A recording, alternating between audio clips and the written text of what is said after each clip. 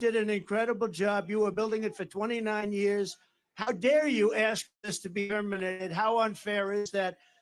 Deborah James, a great Supreme Court justice. That's all I can tell you. And we can. But it's not easy doing business in New York, I'll tell you. Not easy. So I just appreciated that I had to tell the story. And as you know, then I renovated Grand Central Terminal. I built the Grand Hyatt Hotel on 42nd Street and Park Avenue. And part of that, I renovated the beautiful Grand Central Terminal, did a really good job of that. And then I was very much responsible for the construction of Jacob Javits Convention Center, where Hillary Clinton was going to have her big evening. That was not good. Remember? We had the glass ceiling. You know, we built glass ceiling. She said, we're going to break the glass ceiling. It didn't work out.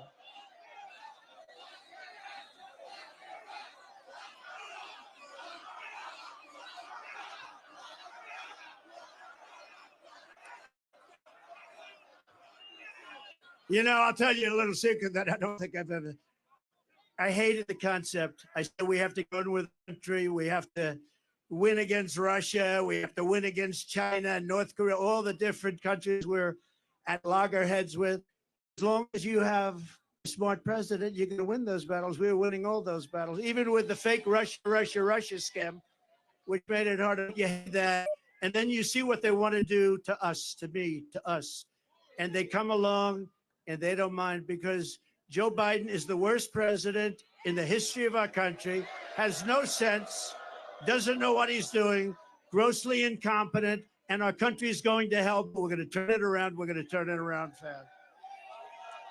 Because above all else, and I say this, and I believe this on New York, is you are different. You know that. You know that when I called for this rally, we said, let's just have a meeting. Don't call a rally. And so many people showed up. I said, like it or not, this is a rally. This is, as far as the eye can see, you have to see the lines outside. They're going for miles. But when we saw it and we saw the love, because I called up this morning, do the people like me or do they hate me? They said, they don't like you, sir. They love you. I said, oh, thank you. So I appreciate it. And I love you too. But above all else,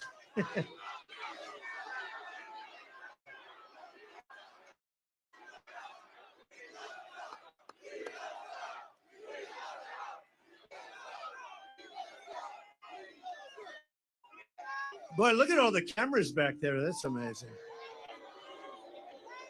That's the fake news. Yeah. You know, they'll say tonight, Donald Trump spoke to a very small crowd of people in the Bronx. It's a very hostile crowd, very hostile. They hated him very much. No, sometimes they're okay. You know, I agreed to do a debate with crooked Joe Biden on CNN, fake Tapper, and I think they'll be fair. Does anybody think they'll be fair? I might be. All right. When they said, here's your story, you can have a debate on CNN with fake Tapper as the primary host. And I said, I'll do it. Because you know what they thought is you'd say CNN and they'd say various people show, various anchors, and headed up by fake Tapper. And they thought I would get rejected. I don't want to do it. Then Biden would say, I offered debate, but he wouldn't do it. So they said, we want to have a debate. I'll take it. Well, we haven't even told you what the debate is all about. Then they said, we'd like to set up tables so you sit down. I said, I don't want to sit down for a debate. Let's go. At some point, so we're not sitting down. We're going to be staying up the debate. And here's what you know. If crooked Joe Biden makes it through the debate, which I will, they're going to say it was one of the great debate performances in history. One of the greatest debate performances. But there they are. And we're on every network tonight. I don't know what's going on. We're on Fox. We're on all of them. So have a lot of fun. But we're on all of them. So they understood. They understood before anyone how big this would be. And you got to see what's back there coming in. Thank you. Thank you.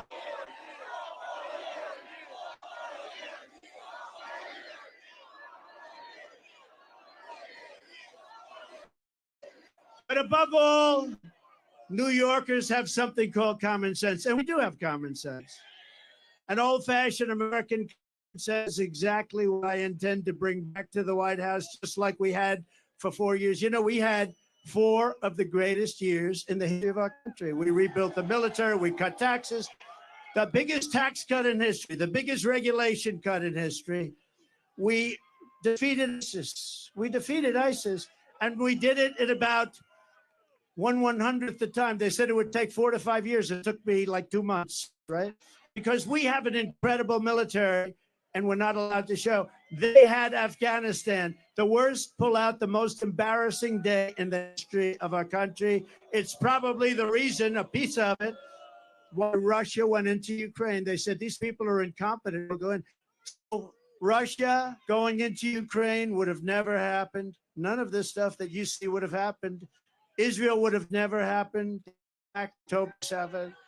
And you wouldn't have had inflation. As soon as I get back into the Oval Office, I am going to pick up the phone and I'm going to call your mayor and your governor, and I'm going to say, this is President Trump, and I want to come back and help. Look, you have a Democrat governor, you have a Democrat mayor, and we are going to work with them, and we're going to get this state and this city at a level that it's never seen before, frankly. I think we can do that, too. We're going to be helping them a lot. Much more than anybody would expect.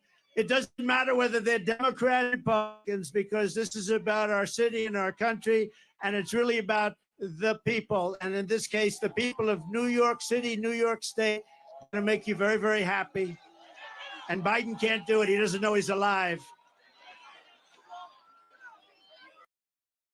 Grow on social media, you need to make video content. The video content takes a long time to make. Try V to speed up your video content creation workflow. You can begin creating from templates or create your own animated elements, subtitles, text, images, stock footage, stock audio, and you can create a professional looking video in minutes.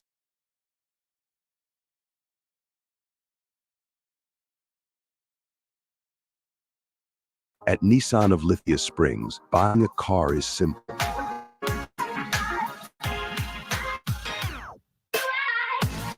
Visit us now to get your new Nissan Rogue. Our people care about building relationships with customers and go beyond just selling cars. Join us at Nissan Lithia Springs for a personalized experience, where our priority is you.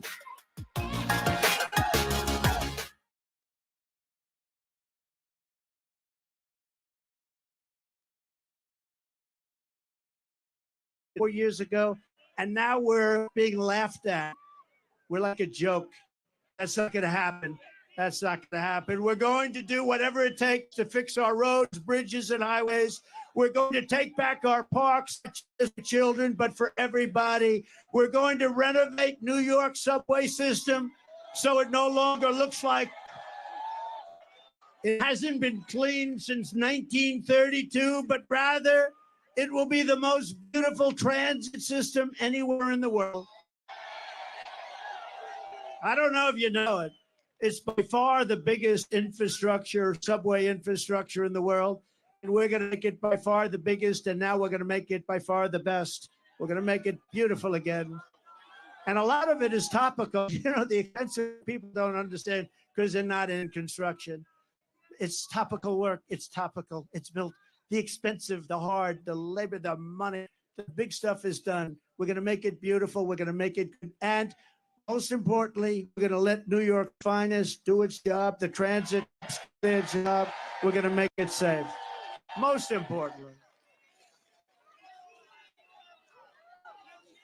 And importantly for the people that are before me today, we are going to make life in New York affordable again. It's entirely out of control. The minute crooked Joe Biden shuffles out the door, I will rapidly rebuild the greatest economy, the history of the world. Look, we had the greatest economy in history. Everybody here, where you have a small business or if you had a job, you were getting more than you ever made. And we had no inflation. We had no 1.4%, considered none, considered better than none because none in its own way is a bad thing also. We had a perfect number, 1.4%. It doesn't matter whether you're black or brown or white or whatever the hell color you are, it doesn't matter. We are all Americans, and we're going to pull together as Americans.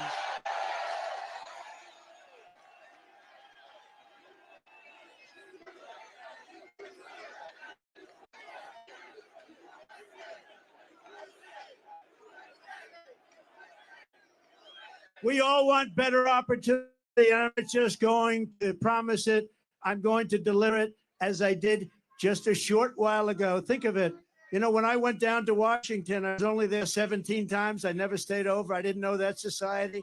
And we had great people. Look at what we did with economic development, with the rebuilding of the tax cuts, we had great people. But we also had some people that I wouldn't have used if I had my choice. Now I know everybody. I know the smart ones. I know the dumb ones. I know the killers. I know the weak ones. I know them all. And you're going to see. But everyone was better off. We had the greatest economy in history. Everybody was better off under a man named President Donald J. Trump. Have you ever heard of him? Have you heard of him? We had gasoline down to $1.87 a gallon, and actually times when it was much lower than that. We had a record low poverty rate for Black Americans and Hispanic Americans. We had the lowest, we had the best poverty rate in terms of positive number ever in our history for Black Americans and Hispanic Americans. We lifted 6.6 million people out of poverty. Nothing like that has ever happened in our country. And the real middle class income rose over $6,000 a year. Think of that. Under Biden, the real middle class income has fallen over $2,000 a year. That's a lot. That's different. $8,000 real earnings for African Americans are down 5.6%. African Americans are getting slaughtered. Hispanic Americans are getting slaughtered. And these millions and millions of people that are coming to our country, the biggest impact and the biggest negative impact is against our Black population and our Hispanic population, who are losing their jobs, losing their housing, losing everything they can lose. They're the ones that are affected most by what's happening. Only the fact that you've lost the use of your schools, your parks, and your hospitals. Joe Biden's inflation. Do they have that? Do they have it?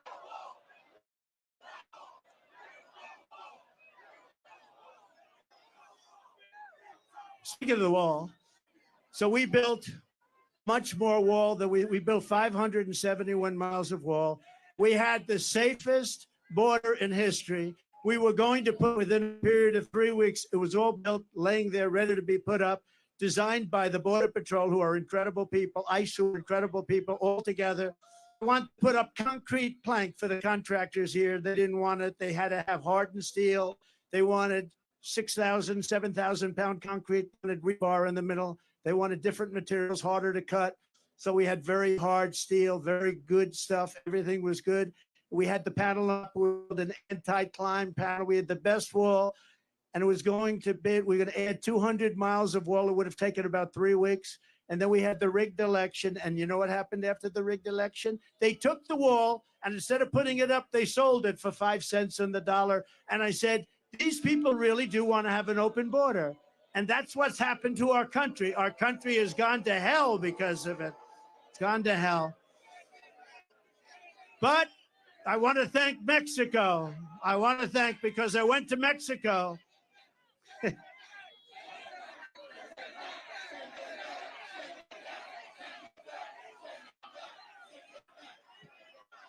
We really have no choice.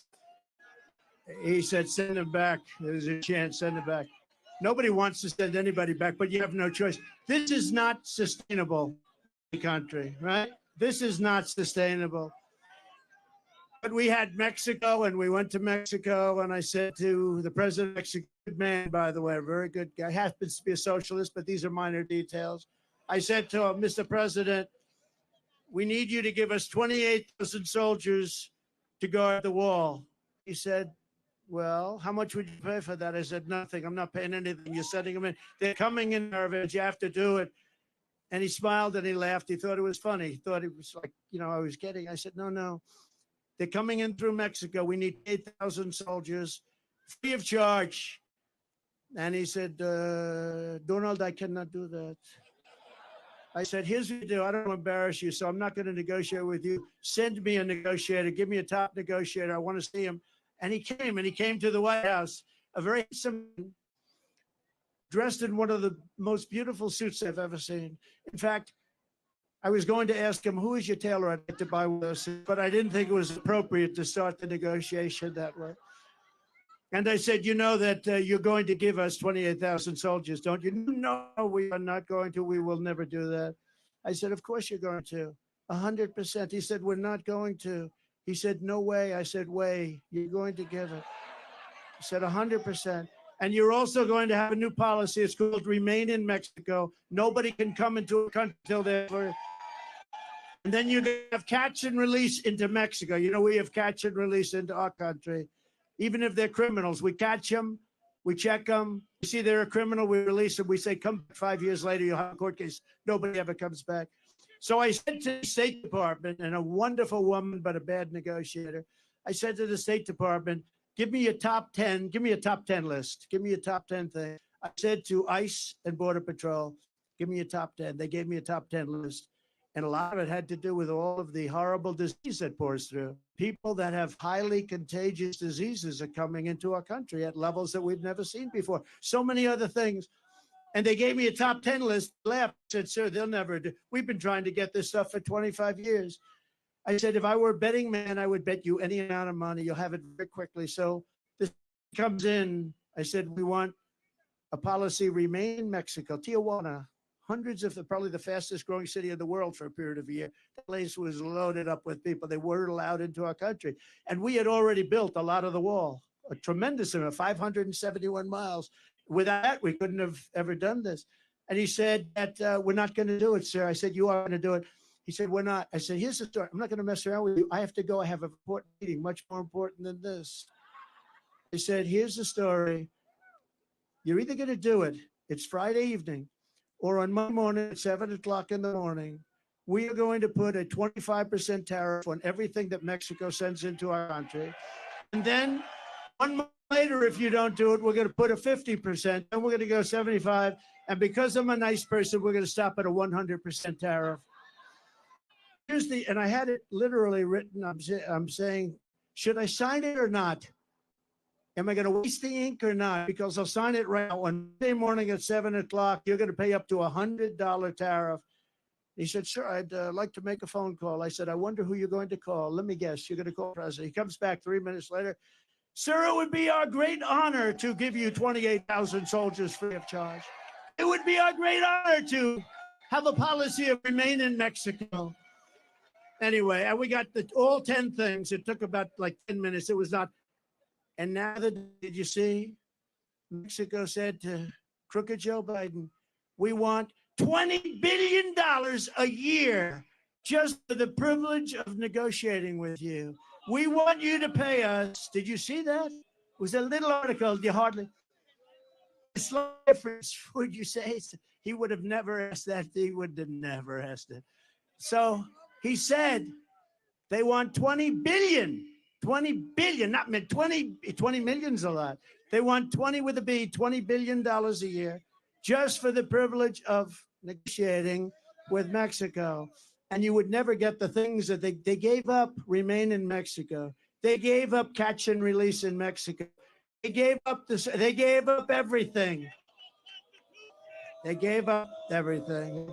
They did give up the Constitution. Joe Biden, his inflation has cost the average New York household a staggering $24,000. Think of that, because costs have gone up so much. Bacon has gone. I don't eat bacon anymore. It's too expensive.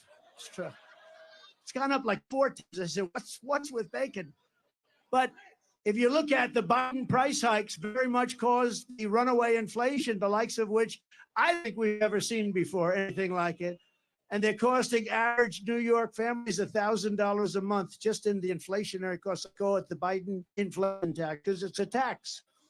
On day one, we're going to throw out Bidenomics. They're going to replace it with MAGAnomics, like you got MAGAnomics.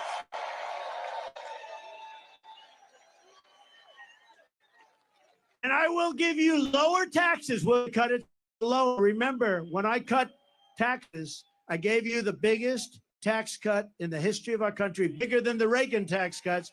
And you know what? The following year, we reported massive increases in revenue. So with lower taxes, we actually took in money because it gave incentive for people to work, lots of reasons. But I will give you low taxes, low inflation, low interest rates, rising wages, growing incomes, and fair trade for the American worker. And we will make energy affordable again by saying, drill, baby, drill. Drill, baby, drill. Your energy costs will come down within the first year by 50%. That's not bad. That's a hell of a promise. And it will, too. We can drop that so quickly. Remember, it was his stupid energy policies that caused inflation. Now it's more than energy. Now everything's like on fire. The whole place is a mess. We will quickly return our nation to the path of prosperity, and we will bring our country back together through unparalleled success. Our country is going to be very successful, and people are going to come together. And I will tell you, a lot of people say, do you think you can ever get the sides together? And by the way, I say something, our side is much bigger than their side. You see that? Much bigger. We're more quiet, much more quiet. But when we get going, we're much tougher, right?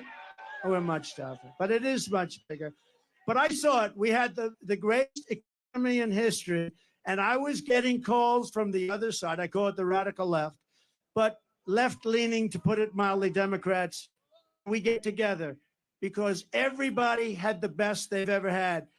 African-American jobs were the best in history. Asian American, the best in history. Hispanic, the best in history. Women, people with a diploma, people without a diploma, people that went to the great Wharton School of Finance, MIT, Harvard, they were doing better. And the people that didn't have a high school diploma were having the best. Everybody was better. There wasn't one group, not one, that went down. And it was bringing our country together. So it can happen. And we ask, because I get that question a lot, do you think the sides can ever get together? And I went through the experience, and we can get together. And we had COVID come in, and we had to fight that battle. And we did a great, I've been recognized as having created a great economy and great military, doing ISIS and all the things. We rebuilt the entire military, created Space Force, all those things. We never got the credit, and we had no wars. Thank you, sir. That's very nice. Remember Hillary Clinton used to point at me, he will create wars. No. They said his personality will create wars. I said, no, my personality is going to keep us out of wars. And I was right. First president in 78 years that didn't start a war. We had no wars. Suddenly stupid war. Such a shame. When you see all the people that died in these horrible wars in the Middle East and everything else, countries didn't want us, dropping bombs all over the place. Spent $9 trillion in the Middle East. We bomb the hell out of the place, then we leave. In the old days, to the victor belong the spoils. We don't do that. We bomb the hell out of everyone, then we come back. It's so sick. It's so sick and so stupid. These people that led us are so stupid. You want to use that as a last, you can solve these problems with a meeting or with a telephone call. You don't have to drop billions of dollars worth of bombs on people's heads. You don't have to. It's called peace through strength. It really is. And there's no reason for it. What they did in the Middle East is so incredible. They bombed the hell out of the place and then they left. But to the victor belong the spoils. We didn't do that. Now, in Iraq years ago, but I got a lot of publicity for whatever the hell reason. And I said, don't go into Iraq. Don't go into Iraq. Don't go into Iraq. If you're going to go in, keep the oil. Well, they went in and they didn't keep the oil. And Iran, by us destroying Iraq, the military of Iraq, for years they fought each other and they were equal size, equal everything. They were equal military partners. And for 1,000 years under different names, they would fight. A religious thing. They'd fight 5 feet right, 5 feet left, 5 feet right. Somebody would say they have gas. Somebody would say they have nuclear. Then they'd rest for a few years and they'd fight again. But we blew the hell on one side, Iraq. So now Iraq is a subsidiary, essentially, of Iran. Congratulations to the geniuses that got us in that mess. Because Iran essentially controls, and that was the other thing. When I was president, Iran was broke. They had no money. I said to China, if you buy, they bought a lot of oil. I said, if you buy anything, but if you buy oil from Iran, we are going to do something to you. What's that? You're not going to do any business in the United States. He said, well, that's the end of buying oil from Iran. Every country was told that Iran was broke. They had no money for Hamas. They had no money for Hezbollah. They had no money for anything. Then Biden comes in and he takes all of the sanctions off. And they go out, and now Iran has $223 billion. Congratulations. And we're the only ones for 5 hostages. We just paid $6 billion. And electricity for Iraq, we just paid $10 billion. And think of it, Iraq has billions of dollars they're waiting for the electricity. So we were in a position, there was no terror, there was no threat. Whether it's a last-second bakes, Taco Tuesday, or a meal for your future in-laws, it's going to be great. The Cormier side for over 130 years, it's going to be great. Flags, a lot of flags from it right out of Israel, right? That's right out of Israel. But remember, I said it a month ago, and it's a terrible thing to say, but I believe many of the hostages that you're waiting for, and everybody's waiting for, those hostages, many of them are dead. Many of them are dead. And it's a whole thing. It's a horrible thing, but many of those hostages are dead. And that's why when you see these negotiations where Hamas is like not get back, saying, man, we could make a good deal, but these people are no longer alive. When I saw the way they were treated, when I saw the way they were thrown into the cars, how horribly they were treated, there's no way that those hostages, and some will be alive, but many of those hostages are dead. It's a very serious, horrible thing. It would have never happened if the election weren't rigged. It would have never happened if I were your president. I would have never done it. Because we have so many young people here today, I want to talk about, just for a moment, about success. Do you remember these talks on success before politics? Okay, that's enough. We're going to do it. I know you're on our side, but it's enough. We're going to get them home. It's a rough situation. But remember, we used to give talks on success for the learning addicts and for others. And I used to do that before politics. And maybe it's one of the reasons I went in. But because, well, bringing our city back, it starts with getting the right leadership. It also involves men and women just like you. But I talk a lot about success, and I get paid money to talk about success. I would have done it for nothing. But then because of politics, and if you take a look, because of politics, I stopped doing that. But I think we're in the Bronx. We have young people that aspire to success. And I just wanted to know, I'm so tired of politics. Can we devote 6 minutes to success? Okay. So for all of you young people, I think it's, look, I've been through tremendous, I've had great success. I've had it in entertainment. I've had it in business. I've had it in politics. I ran for office. What office did you run for president? How'd you do? I won. Actually, I won twice. We did much better the second time. So, we got millions more votes the second time. But it doesn't compare to this time. There is so much more. We had tremendous enthusiasm when I don't call her Crooked Hillary anymore. I call her Beautiful Hillary, because I took crooked and used it for Joe. I don't like using it for people. But we had tremendous enthusiasm in 2016. We had unbelievable more enthusiasm in 2020 because we did such a good job. In fact, one of the big problems in 2016 was the wall. It was the border. I fixed it so good that I couldn't talk about it in 2020. I kept saying people. I talk about the wall. I want to talk about the great job I did on immigration. I stopped people from coming in. They said, sir, nobody cares. You already fixed it. I said, this is a terrible thing. You fix it and you can't talk about it. But let's talk about, for the young people, just to listen for a couple of minutes, because we've been talking about politics so long, I'm OD'd. You know what that means? I'm OD'd on politics. I'm OD'd on Trump. I turn on the television, Trump, Trump, Trump, Trump, different stories, Trump. They're driving us crazy. So I believe in the expression. Did you ever hear this expression? The harder you work, the luckier you get. You know who said that? Great golfer named Gary Player. He was smaller than other golfers, but he worked harder than other golfers. And he ended up with the most career wins of any guy. He ended up with 9 majors. And, you know, he was small in stature, but big right up here. But he made that. It was the first time I ever heard about it. He said, it's a funny thing happens. The harder I work, the luckier I get. That was an athlete saying that. Amazing, right? Time I heard it, probably been said by others, but it's true. I can tell you, if you didn't work really hard, there is very little chance that I would be sitting here now. Another part of success is something I learned from my father. I had a wonderful father, wonderful parents. I'm lucky. You got to be lucky. Got to get great parents. You're going to spend your life working really hard. You have to love it. You have to pick something that you really enjoy. Sometimes your parents will say, don't do that. But a little bit, in that case, you got to follow your own way. You got to love it. Ideally, you're going to love something with a potential, because there's some things you love, but it's not going to do you good. So ideally, fall in love with something that's good. Some people go into a business where it's a very hard business. If you can go into a business, that's an easier business and do well.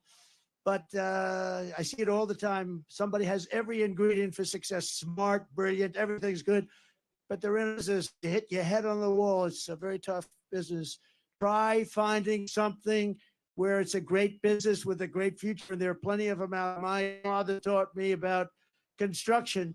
But what I really learned from him was that he worked 7 days a week because he really loved to do it. I mean, he would work on Sunday. He'd go to church in the morning and then he'd go and work. And I know some people that don't believe in working on Sunday. You couldn't keep him away from, but he loved working and he was happy. He was married for a long time. That's one thing I'm not going to top him on. He was married. He was married for a long time, decades and decades. I said, Pop, I'm not going to beat you on that one. Never going to beat you. But because his work made him happy, but he was happy when he worked and he was successful and he knew what he was doing. He'd build a house on one side of the street. Somebody else would build a house on the other side of the street. And he'd build his house faster, better, cheaper, and he'd sell it for less money. The other guy would build a house for money, take him longer, couldn't sell it. My father would go buy the house for less money than it cost him to build the first one, and he'd sell it. And you know, in the old days, a long time ago, his brother was a professor at MIT. My father worked, he was a little younger than my father. My father put him to school at MIT, very brilliant guy, Professor John Trump, the longest serving professor in the history of MIT, 41 years, I believe. Dr. Trump.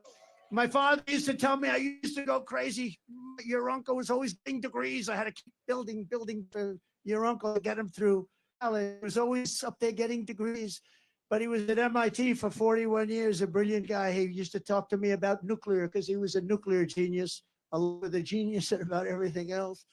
And he used to say that someday there'll be a time when a small package carried by hand can open an entire city. And I said, no way, Uncle John, that's never going to happen, Uncle John. Guess what? He was right a long time ago that he said it.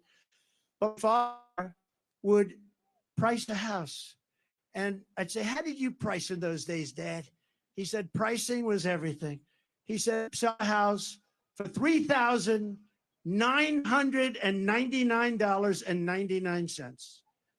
And that 1 penny, the difference between selling it and not. 1 penny. If I made it $4,000, I wouldn't sell. But psychologically, $3,999.99. And he sold houses. And guys wouldn't sell them. But he'd tell them 1 penny. Sounds crazy, but it wasn't crazy. Psychologically, people thought they were buying it for $3,000, not $4,000. It's sort of like getting An 89 on a test in school, or 90. A 90 is an A, and an 89 1 point is a B plus. Another lesson when times are tough, sometimes that's when you perform the best. You have to learn that about yourself. You have to learn it about yourself. Are you okay? Are you okay? Oh, okay. Take your time. Yeah. Take your time. Doctor, any doctor, please? Doctor in the house. Thank you. Are you okay? You take your time, darling. Yeah.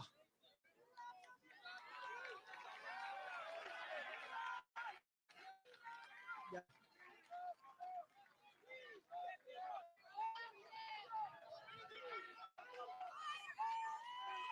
Take your time.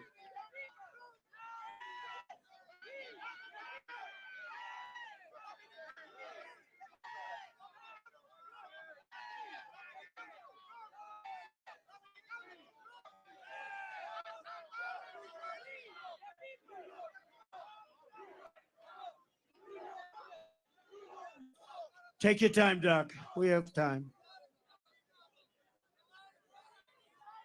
Some people waited for 2 days. It's tough. It's tough. Thank you. Plenty of time. That's good.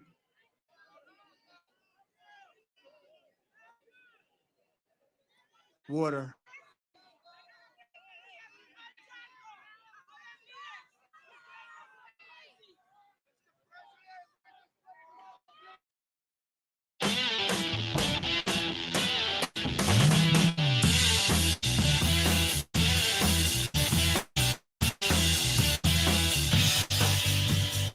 The past, the present, the future.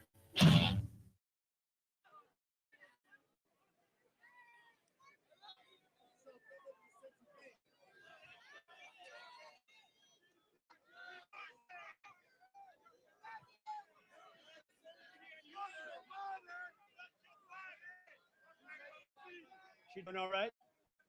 She doing okay? Thank you. Plenty of time.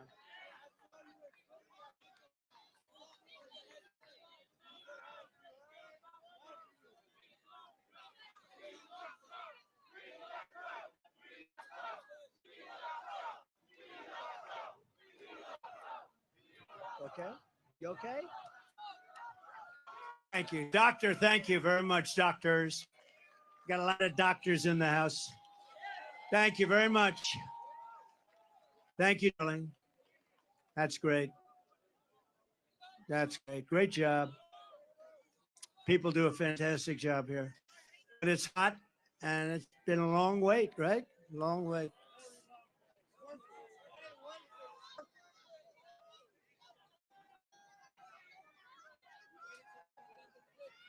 Thank you very much, doctor. Appreciate it. Thank you. I know she's gonna be okay because she's so tough. Some of the greatest days of my business career were in the toughest times, but I enjoyed waking up every single morning and go to battle. A lot of people say to me today, the toughest business people, people that you know about, could I ask you a question? How do you do it? I say, do what? How do you get up in the morning and put your pants on? How do you put the pants on? I'll explain it to you someday. How do you do it? How do you get up? How do you do it? How can you want to do with what you do? They're after you. They're after you. These horrible human beings are after you all the time. Impeachment hoax number 1, impeachment hoax number 2, lawsuits all up. And they're doing it to injure the political opponent of an incumbent candidate because he can't run fairly and squarely. And I say, you know what I do? I just do it. I put on the blinders. I say, I just do it. And the other question they ask me is, will it happen again? And we have to make it too big to rig. We got a lot of great people watching. We have to make it too big to rig. But one of the things you need in success is momentum.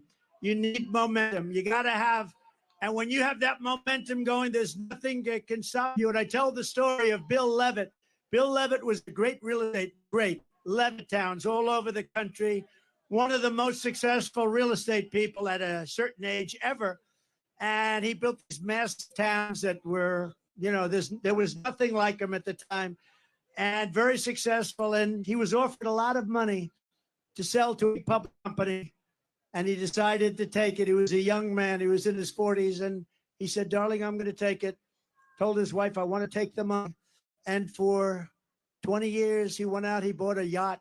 He lived a beautiful life. He lived in the south of France. But he got bored. And 22 years later, he said, I want to make a comeback. I can't stand this life anymore. I want to make a comeback. And he went to the company that he sold to, a big public company that did very poorly. They had no idea what they were doing. You know, he used to, by the way, he used to pick up every nail, every piece of wood, he used to sell the sawdust, everything. He would say every penny was a major event. And now this big public company, they didn't know what the hell they were doing. So he went back and he made him an offer. They didn't want to sell, and he paid a little more. And he ended up buying it for okay. And he was so happy. He said, now I can go back to work. And he went back, and everything he touched turned bad. The market turned on him. The job turned on him. He was no longer able to get zoning. He was spending a fortune. He had just purchased it for a lot of money. And he ended up going bankrupt. He was bankrupt. And I was young when I met him. And I was at the party of a very big person, big public company person. And Bill Levitt was there. I was in the real estate business, so I knew who he was. And you probably indirectly know who. And everybody was shunning him a little bit. Nobody cared about him anymore. But I did. And I went over to him and I say, hi, Mr. Levitt, I'm Donald Trump. I know I was doing great. I was sort of hot. I was hot as a pistol. I think I was hotter than I am now, and I became president, okay? I don't know. I said to somebody, was I hot before or hotter now? I don't know. Who the hell knows? Who the hell knows? Who the hell cares, right? But he knew who I was, and I went up. I said, so, are you okay? And he said, I'm not really okay. I made a mistake. I'll never forget. And he was, by this time, a pretty old guy. And he was sitting in the corner of this magnificent Fifth Avenue apartment where there were 25 very successful people. But I wanted to talk to him. I wanted to find out what happened because he lost everything. Everybody knew it. It's very public. And I said, what happened exactly? What happened? He said, son, I lost my momentum. I had something going that couldn't be stopped. And I should have just stayed. I lost my momentum. And I've never forgotten the term. If you lose your momentum, you got to figure it out. But Bill Levitt lost his momentum and died penniless. And he was the biggest real estate person on the planet. And I've never forgotten that story. And it was a sad story. He was a good man. I thought he was a good man, but did an unbelievable job. Today, you have Levitt towns all over the country, and pretty amazing. But you have to always keep moving forward. And when it's your time, you have to know it's your time. And I said to myself, in terms of politics, I said, you know what? We did well, number one. We did even better in number two. I said, we got to do it again because we have to do it. Maybe I'm wrong. And I'm doing it for myself. I'm doing it to make America great again. You know, if I didn't think we won easily, I would never do this. Because you know what? In many ways, it's easier. You have a winner, you have a loser. It's okay. I won once. It was a big upset, I guess. I don't know why it was an upset. Because I'd go and I'd have 50,000 people at a rally. She'd go and have 200 people. And then they say, why did I win Michigan? Why did I win Pennsylvania? Why did I win all these states that a Republican hadn't won in many years? Why? And by the way, we're up in Pennsylvania. We're up in Michigan. We're up in New Hampshire today. We're up in Florida at numbers that you wouldn't even believe.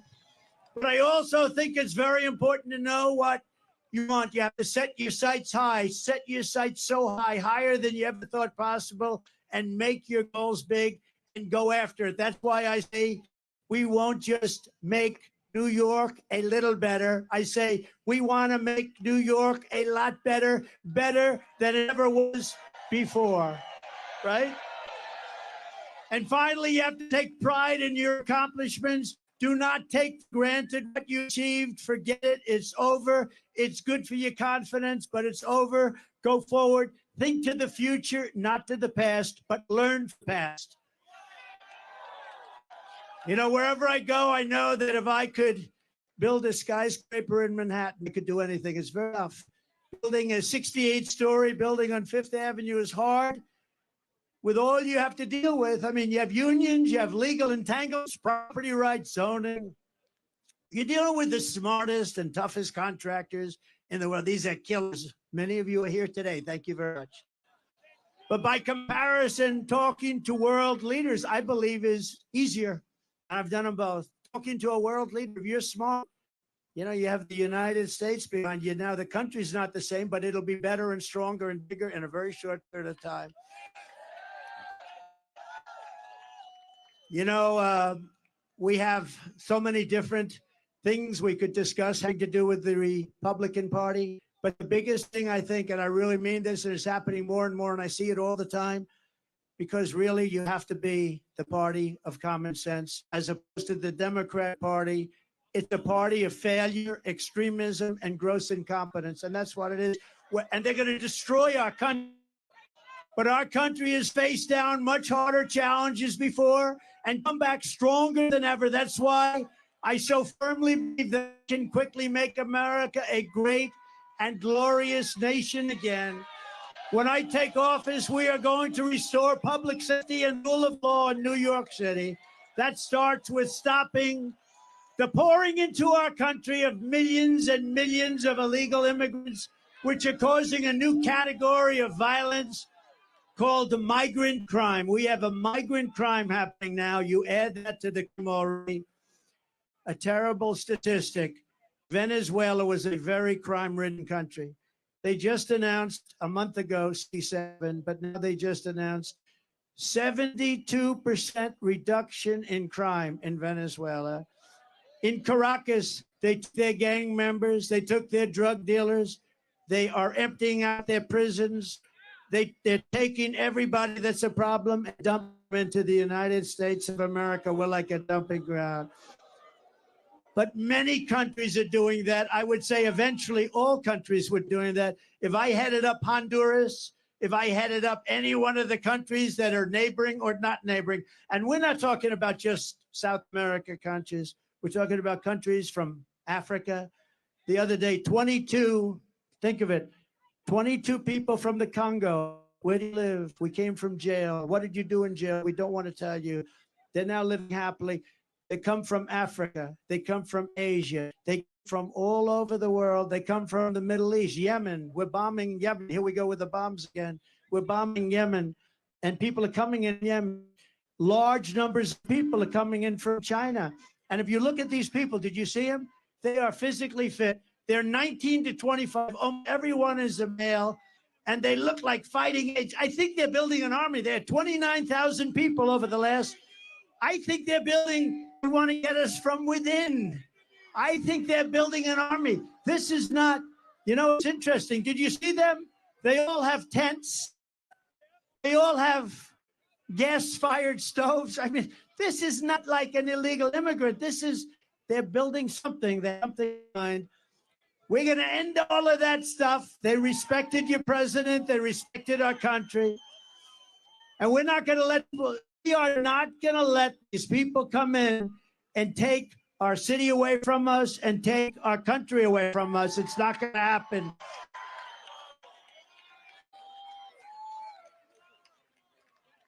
Now, who would let people, seriously, who would let people come from prisons and jails, from mental institutions?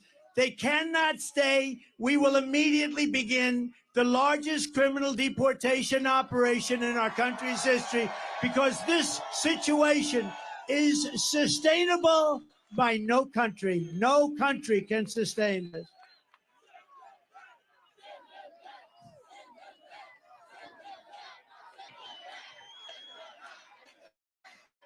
As we speak, there are hundreds of thousands of Biden migrants invading our city and our country. We no longer have border states like Texas and Arizona. All states, including New York, are your border state. The people are pouring through Texas, they're pouring through Arizona, they're pouring through every state. Every state is now a border state. Every state is now, we're talking about, in my opinion, 16 to 17 million people. And these are not necessarily people that are going to help us as a country. We want to be nice. We want to be respectful. They're coming from so many places. We don't have any idea. In many cases, we don't even know what the language. You know, you have languages that don't even know about. We have languages where there's nobody in our country that speaks these languages. They're coming from places we have no idea what's happening with our country. The flood of migrants is putting crippling burdens on our communities, your schools, hospitals, parks, and public resources. Frankly, we're lucky to get this big park. I don't know how the hell we did it. It must be New York's finest. I don't know how. They call it the Biden migrant invasion, and it's wrong. It's immoral. And the vast majority of New Yorkers agree with me that this is unacceptable. It's unacceptable. We must stop it. We must stop it immediately. And you know, for the people coming up, it's also unacceptable. They come up in what's called caravans. The women are treated horribly. They're being raped at levels that nobody's ever seen before. Nobody wants to talk about it. The fake news will report that, oh, it's so terrible what he said. But it's fact. It's fact. The people are being treated. They're coming up in 100 degrees and then it's freezing. They're coming through snake-infested areas. It's a hell of a journey. And so many people are dying coming up. If we told them, please do not come up, you're not going to come in. Like I was telling them for a long period of time, they wouldn't come. They're being offered, look, California, Governor Newsom. He offers education. He offers medical care. He offers pension. He offers everything. He'll even give them an electric car because they're all over the place. How about the electric mandate? Like the all-electric mandate? Does anybody like a car that doesn't go very far? Costs a lot. In Brooklyn, American students at James Madison High School were recently told they had to stay at home from school so their classrooms could be turned into housing for thousands of migrants. Very simply, Joe Biden puts illegal aliens first. I put America first. I put America first.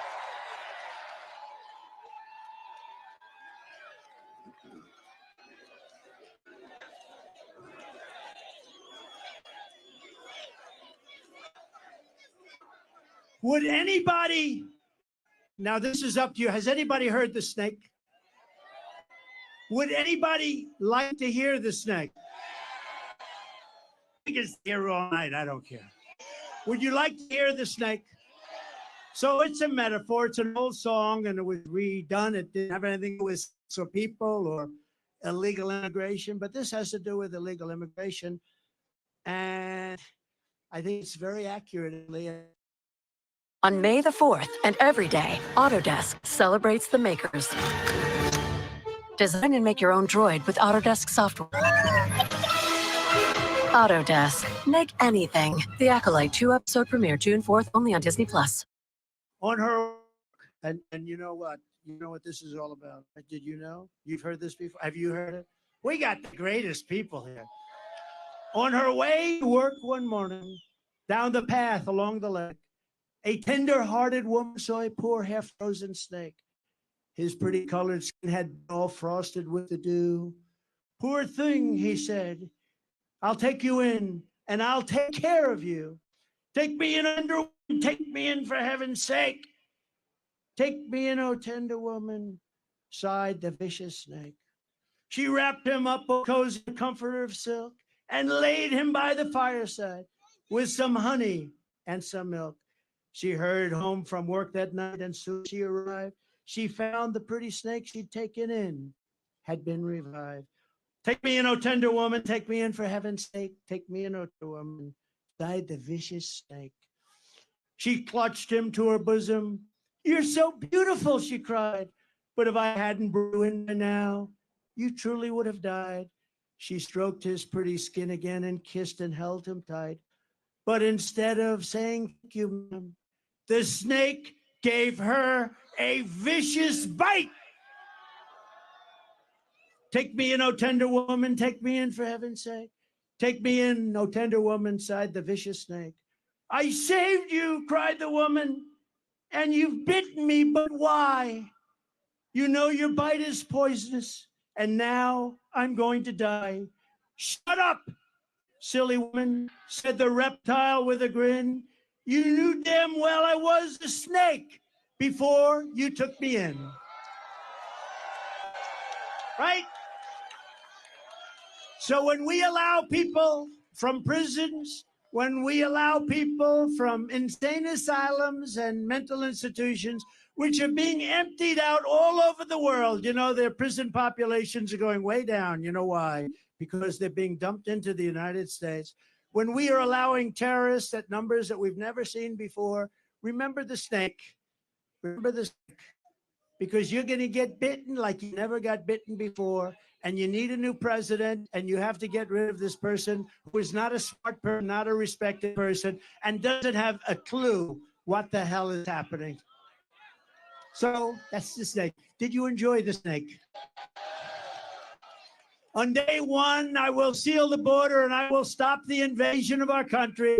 Very sadly, in recent years, we have also seen our city destroyed by bad, radical left, pro-crime policies that virtually everyone, Republican, Democrat, Independent, everyone, you all know it's a disaster. You know the names of these lunatic policies. No cash bail. Somebody kills somebody. Go out. No bail. Don't worry. Go out and kill a couple of more people. Defund our great police. Fund sanctuary cities.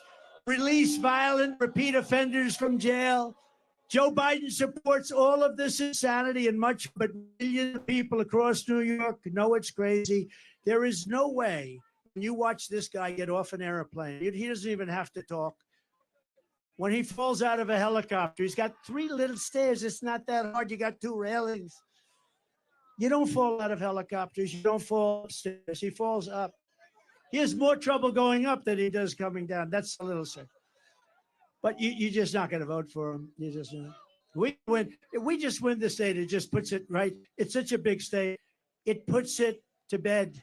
You're going to have a president, and but you're going to have a president that understands what we have to do. We have to be nice about it, but we have to do things. And we're going to be done. And the world's going to respect us again. We were never so respected as we were 4 years ago. President Xi of China, Putin, you know, Viktor Orban, did you ever hear of him? Prime Minister of Hungary, very tough guy, known as a strongman. Oh, they hate it when I talk about him because they say he's a strong man. Trump loves strong men. I don't know. I like weak men, actually. I like weak men. I'd much rather have a weak man than a strong man. But he is a strong man. They asked him, why is it that the whole world is blowing up? He said, one simple reason: Trump is not president in the United States. He said, you put Trump back as president and the whole world is going to get better, because they were afraid of Trump. They couldn't figure Trump out. Trump was a rather difficult person, but he used the word afraid. I don't use it. I don't use afraid. I use the word respect. They respected your president. They respected the United States of America. And they're going to do it again, and it's going to happen fast. But we have to get this absolute disaster. The worst president in history. He makes Jimmy Carter look like he had a brilliant administration. The only happy person about Joe Biden is Jimmy Carter, because Jimmy looks brilliant by comparison. I also want to thank New York's finest. I grew up with them. I know them. I love them. I love our firemen. I love our teachers. These are incredible people, and we have to bring the word respect and honor back to them right where it belongs. A few weeks ago, I visited with a grieving family, New York police officer Jonathan Diller. What a beautiful family. He was a beautiful person, 31 years old, gunned down during a traffic stop by a vicious thug, and just horrible, leaving his young wife behind, a son, Ryan, behind, 1-year-old son. And it was the saddest day. It was a horrible thing. Opened the door and just started shooting. The criminal charge was savagely murdering Officer Dillon, was previously arrested by the NYPD 21 times. He was allowed to go out because of the political things they do here. I'm the only one they want to keep. If I ever said, I want no bail, they'd say you pay a fortune. If I ever say, oh, no cash bail, that sounds good. That sounds good. No, it doesn't apply to Trump. I'm the only one it doesn't apply to, probably.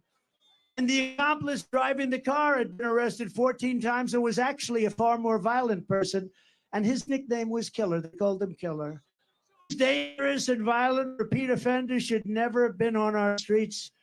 Jonathan should be alive today, but they were released again and again and again. I will not sit by and accept this reckless insanity when I am in the White House. I will stand up to the DAs and Soros prosecutors, and we will tell them no more. We're not going to stand for it. We will not let them destroy our communities. We will not let them destroy our country. There's a 53% increase in felony assaults on your subways. 53%. That's in a short period of time. Since 2019, murders are up more than 20%. Shootings are up more than 30%. I'm going to indemnify all police officers and law enforcement officials throughout the United States to protect them from being destroyed by the radical for taking strong actions on crime.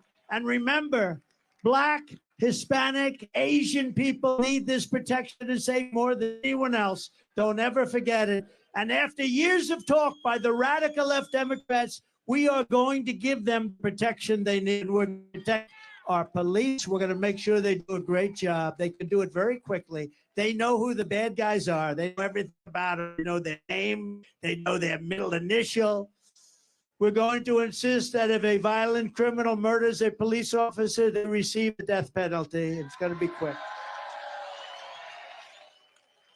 And I also want to work with your mayor and your governor, happen to be Democrats, to clean up the homeless encampments so that you can once again enjoy your parks and your public spaces. Now, you don't have public spaces. They're occupied by migrants in tents. Pleasures as simple as a walk in the park, watching children again play in a Little League game will come roaring back, and they're going to come back very quickly. Your lifestyle and the American dream will be with you once again. We're going to bring it back, the American dream. You don't have an American dream right now. You will be proud, and your children and your country will be even prouder of you. Years ago, people with severe mental illness were in mental institutions, and then a governor, won't mention the name because at this point, what difference? They dumped all of them into the streets because they said those institutions were too expensive to run. So now they live on our streets, and that's what we have. This is no good for anybody. It's bad for the people who need help, and it's bad for the people of our city, and it's a horrible, horrible way to live. I want to work in partnership with your local leagues, Democrats, pretty much all, and move the severely mentally ill off your streets and back into a place where they can get help and help they desperately need. I want to recognize, by the way, a few very special people. You have some really great people here, and I'm sorry I can't mention congressmen all over the place, but I just can't mention you today. You're never going to speak to me, but would anybody like to hear these congressmen's names? I do have to mention a few people. We're truly honored to be joined by a man who is a Democrat and a former member of the New York City Council, and he's been a friend of mine, and he helped me very much with the Ferry Point project and getting it working, and did a really good job. Ruben Diaz Sr. Come on up, Ruben. Good.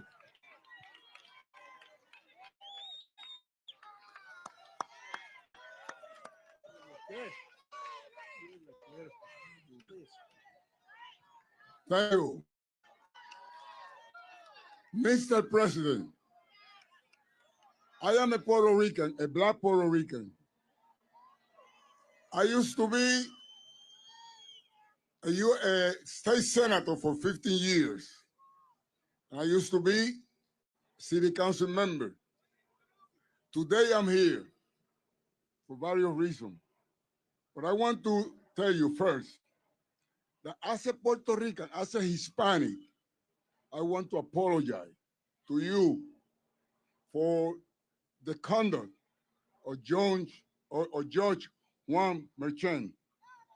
As a Hispanic, I want to apologize. Thank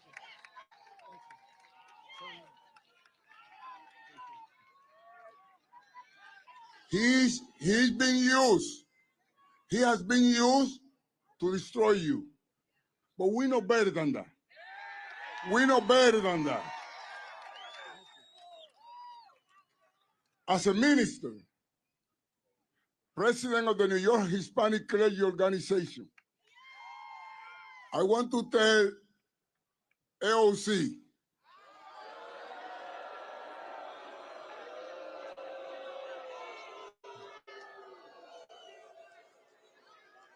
This morning, she intended to become a prophet. And she said, even God don't want up in the Bronx because it's going to rain. Madam Prophet AOC, you have become a false prophet.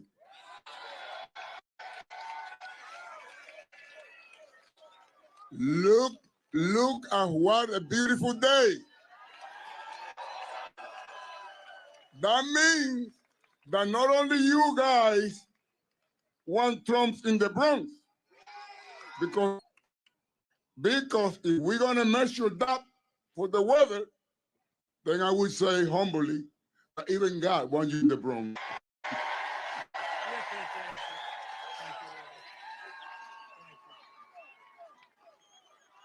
And I want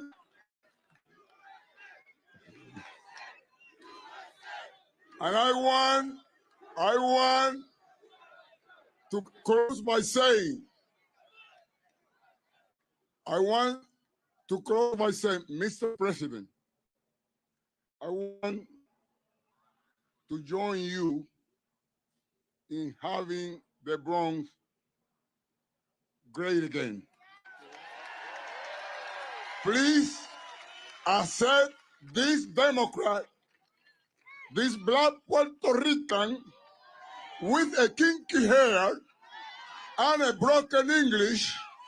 Please accept my endorsement for you as a president. Thank you very much.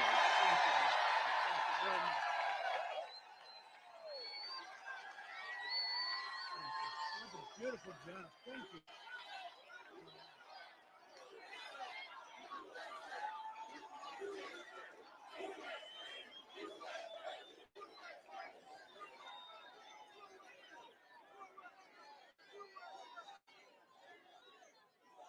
Thank you very much. How nice was that? I didn't expect that. Really? That was beautiful. You know, it's always dangerous to do that. You never know what to come. Maybe he'll change his mind coming up, but he doesn't change his mind. That man is a winner. He's a winner, a great man. Thank you very much, Ruben. So this is New York native and current U.S. Congressman. He's hot as a pistol. Oh, boy, he has a future. And he's a great friend of mine, Bryn. Come up, please.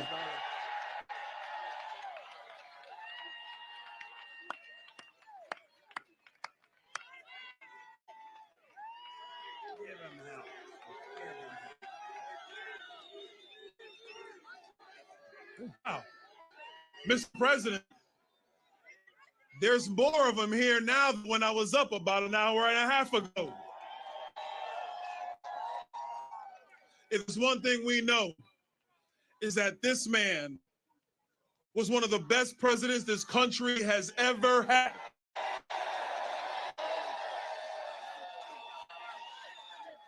And if there's another thing that we know, is all you are going to make him the 47th president of the United States.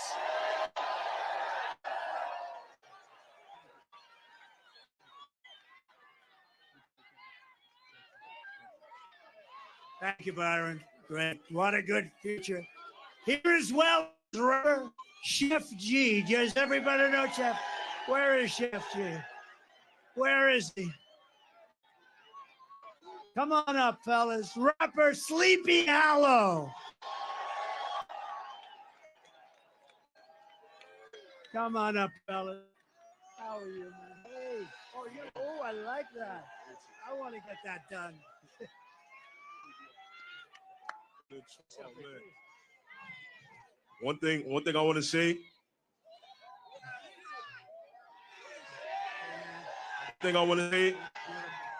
They always gonna whisper your accomplishments and shout your failures. Trump gonna shout the win for us.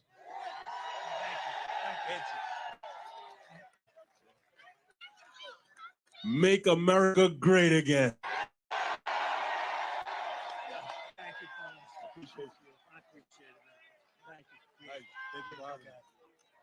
Thank you very much.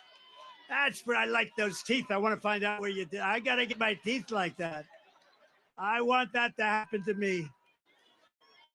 As somebody with a fantastic future in the Republican Party and beyond, Gavin Wax, thank you. Young Republicans, Gavin, wherever you are. Thank you, Gavin. Adam Solis of New York, Young Republicans, who's been fantastic. Thank you. Thank you very much. Good job you're doing. Madeline Brame of Blexit. Thank you, Madeline. Thank you very much. Somebody that's a real star in politics and has done an incredible job and so popular in Nassau County, the county executive, Nassau County, Bruce Blakeman. Come up, Bruce, for a second. Come up, Bruce. Where is Bruce? We got to get Bruce. Where is he? That's a long way to come up. To hell with Bruce, right? Come on up, Bruce. Come on. This is central casting. If I'm doing a movie on a politician, this is the guy I have playing. Come on.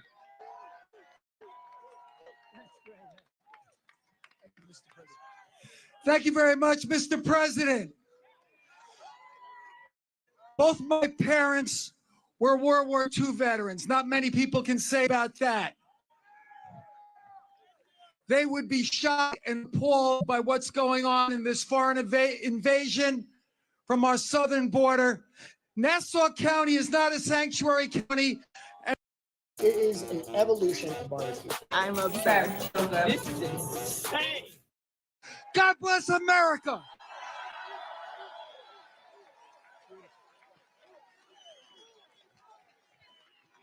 Good man. Good man.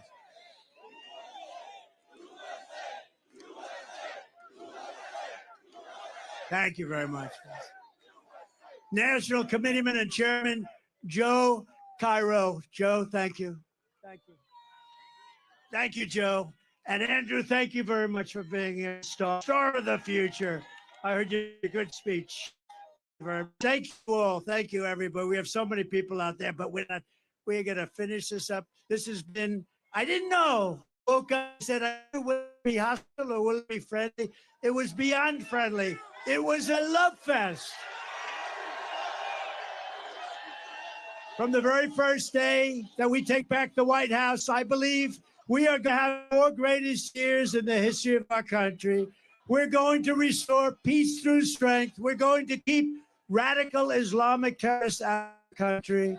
We're going to protect our great seniors and we'll let anyone touch your Medicare or your Social Security. Under the Democrat program, they will be gone. We are going to restore free speech in America. We are going to fight for your right to school choice, something you all want.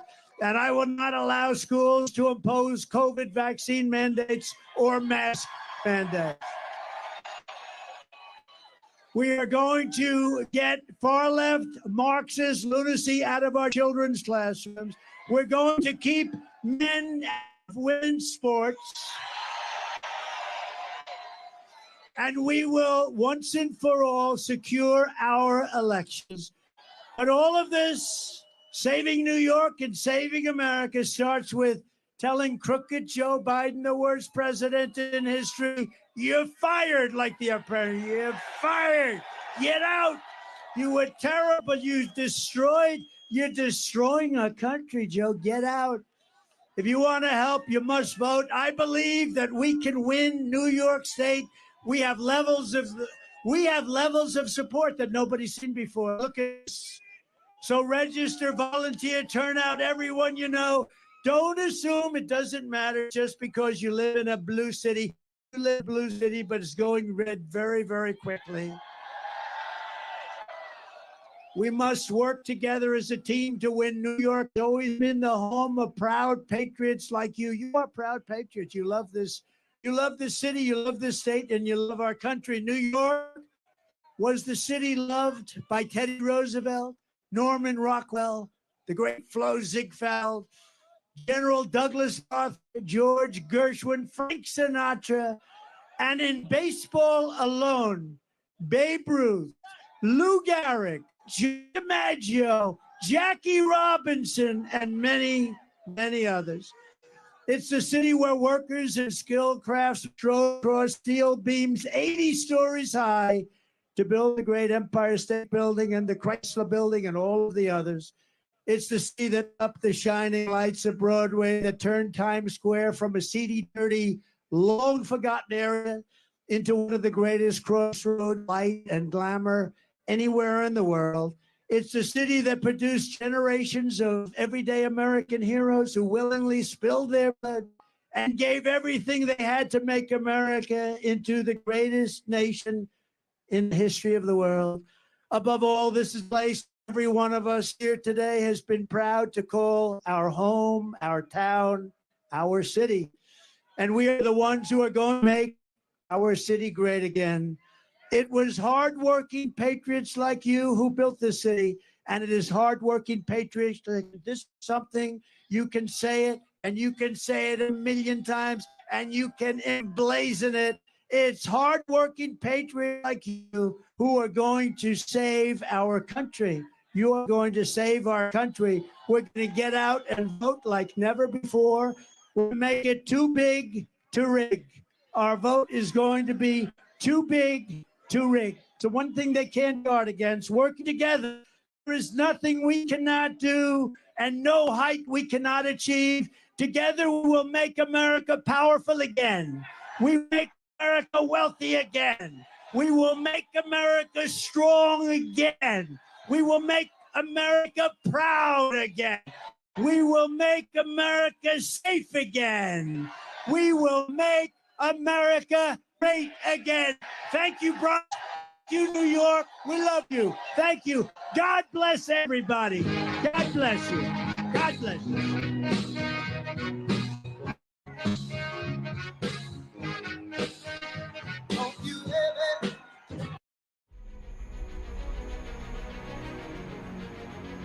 I chose Wix for my business because of its massive scope for function.